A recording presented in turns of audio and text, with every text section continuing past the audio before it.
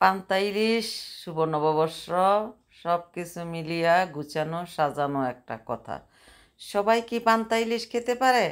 সবাই পান্তা ইলিশ খেতে পারে না। আসুন আপনাদের সাথে এখানে একটি লং ভিডিও নিয়ে আসলাম। এখানে আমি দেখাইছিলাম একটা পাঙ্গাস মাছ মাঝখানে কোনো গন্ধ আসবে না। এই সিস্টেমে আপনারা যদি খেয়ে আপনাদের বাচ্চাকে খাওয়ান, আপনারা এই সিস্টেমে করেন। লবণ, রসুনের পেস্ট, হলুদের ফাঁকি, মরিচের ফাঁকি, একটু জিরের ফাঁকি দিয়ে মাছগুলো মাখিয়ে নিলাম। এখন মাছগুলি ভাজা করে নিব।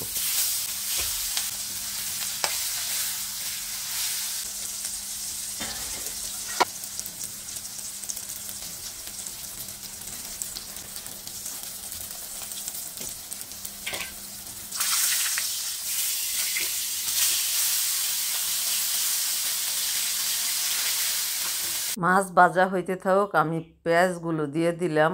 দিয়ে মাছগুলো আস্তে আস্তে নামিয়ে ফেললাম। এখন পেঁয়াজগুলো ভাজা করে একটু দিয়ে দিব আদা রসুনের পেস্ট দিয়ে কিছুক্ষণ ভাজা করে নিব।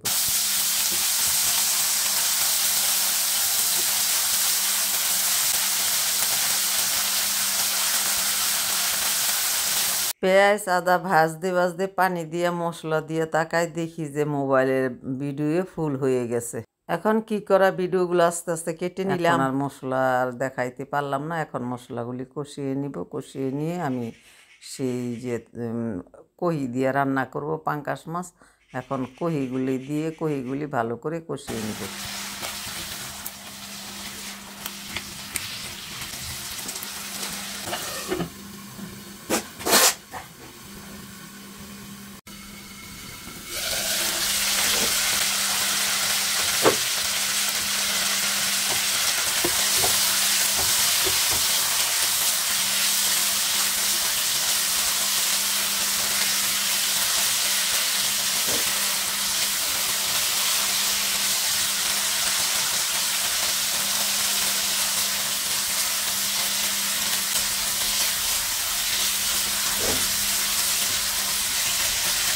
এখন কষানো হয়ে গেছে, পরিমাণ মতো পানি দিয়ে জাল করে নিব।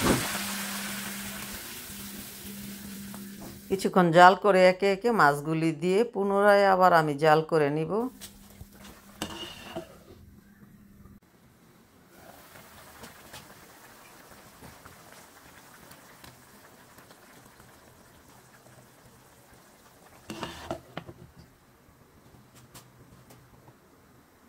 এখন টমেটো দিয়ে কিছুক্ষণ ঢাকনাটা ঢেকে দিয়ে দিলাম ধনেপাতা, কাঁচামরিচ। আমার তরকারিটা কেমন হয়েছে এখন দিয়ে দিলাম জিরের ফাঁকি দিয়ে এখন পরিবেশন করব। কেমন হলো তরকারিটা অবশ্যই জানাবেন।